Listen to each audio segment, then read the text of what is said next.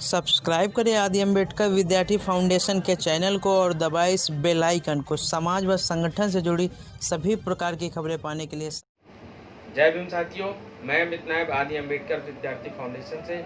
जैसा कि ये जो कैलेंडर है इसमें अल्फ़ाबेटिक मैंने जो शुरू करी थी वो है, आज का जो अल्फ़ाबेट है वो है एच फॉर होता है हर्षवर्धन।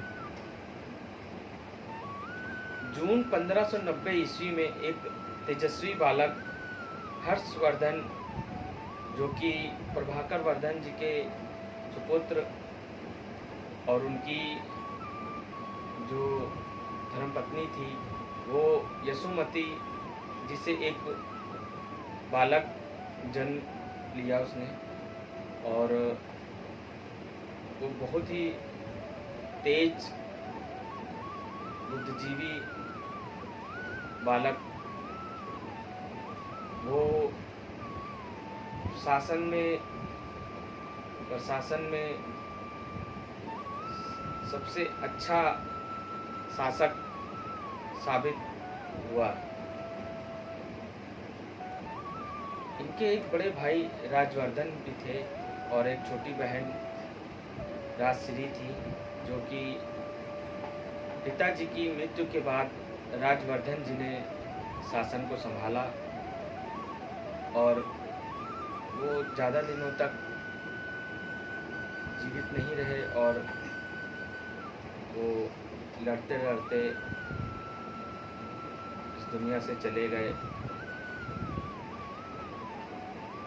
हर्षवर्धन जी का जन्म थानेश्वर में हुआ था, जो कि हरियाणा में इस वर्तमान में है।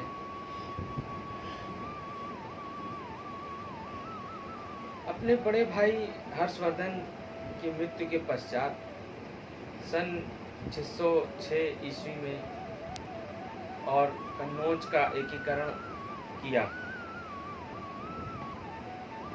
हर्षवर्धन जी ने एक अपने राज्य को सुंदर शासन दिया और सती प्रथा जैसी कुरीतियों को जड़ से मिटाने का बीड़ा उठाया।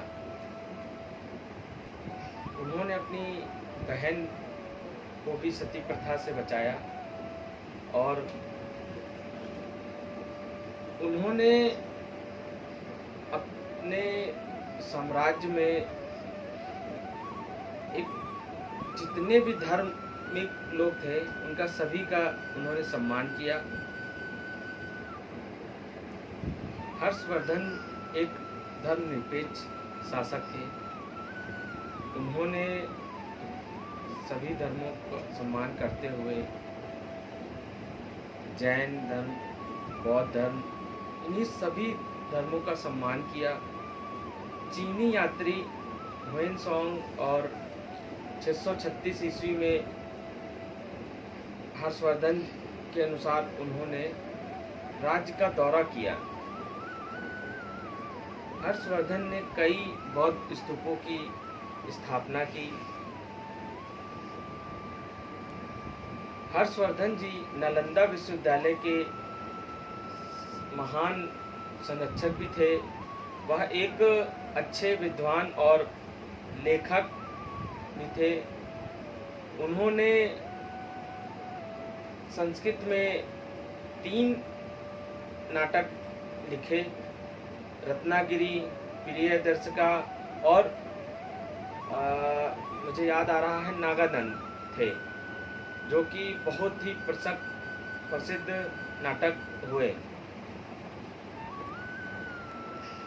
हर्षवर्धन जी की एक और बात मैं आप लोग को बताना चाहूँगा कि जो प्रयागराज में कुंभ का मेला लगता है, उसमें कहीं ना कहीं जो मेला लगता है उसमें सम्राट अशोक की ही देन है, जो वहाँ पर आज मेला लगता है, कुंभ मेला जो स्नान होता है वहाँ पे। हर्षवर्धन जी वहाँ पर जाते थे और 75 दिनों तक वहाँ पर रहते थे, और जब तक उनका सारा सामान, सारा दान, उनका जो भी पैसा वैसा, जब तक यहाँ तक कपड़े तक नहीं बचते थे तब तक वो वहीं पर ही रहते थे और पूरा जितना अपना सामान है वो सब दान वहाँ पर दे देते थे। उस प्रयागराज की जो हिस्ट्री है वो ये है कि चीनी यात्री ह्वेनसांग कन्नौज में जब उनकी एक महासभा थी, वहाँ पर जब मुलाकात हुई, फिर जब हर्षवर्धन जी ने एक बहुत बड़ी सभा का आयोजन किया, उसमें लमसम 20,000 सामंत राजा और 4,000 बौद्ध भिक्षुओं को आमंत्रित किया, जिसमें से जो गंगा नदी के तट पर एक विशाल मंडप और एक चैत्य का निर्माण कराया, जिसकी ऊंचाई लगभग 100 फीट थी। चैत्य की भीतर बौद्ध की कई स्तूप, बड़े स्तूप बनाए गए थे, जो राजा हर्षवर्धन जी के लंबाई के बराबर थे।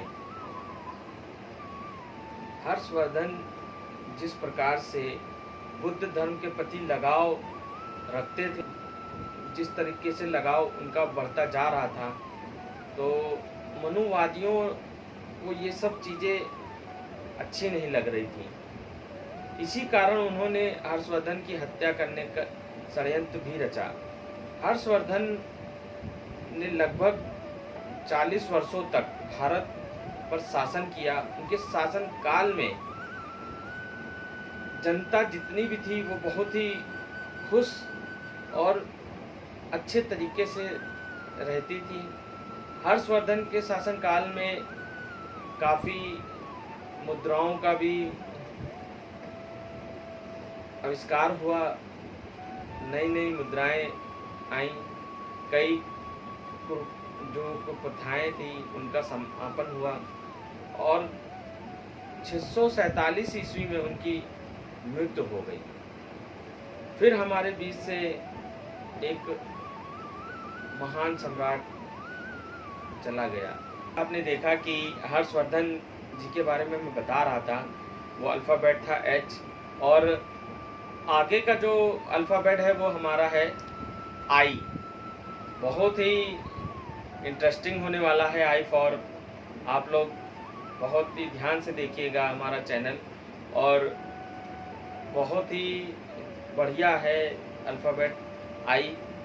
और I फॉर वो है क्वेश्चन मार्क। मैं आगे इसके बारे में बताऊंगा, और सभी लोग मेरे चैनल को सब्सक्राइब करें, शेयर करें, और हाँ, कमेंट बॉक्स में कमेंट ज़रूर करें, क्योंकि जो मैं वीडियो बनाता हूँ उसमें मेरी क्या कमी है, क्या उसमें सुधार करना चाहिए, ये सब चीज़ें आप उसमें भेजिए। मैं पूरी कोशिश करता हूँ अच्छे से अच्छा लाने के लिए। और हाँ, अगर मेरे वीडियो में या मेरी बताई गई कोई बात में अगर कोई त्रुटि रह गई हो तो प्लीज़ क्षमा चाहता हूँ। आगे से मैं अच्छा वीडियो लाता रहूँगा, और इन्हीं सब बातों के साथ मैं अपनी बात को यहीं पर विराम दूँगा। और मैं चाहूँगा कि हमारा जो अगला अल्फ़ाबेट है वो है I, तो देखना और चैनल को सपोर्ट करना ना भूलें, और प्लीज़ शेयर ज़रूर करें। मैं अमित नायक आदि अम्बेडकर विद्यार्थी फाउंडेशन से आपके विदा लेता हूँ। जय भीम, जय समाज।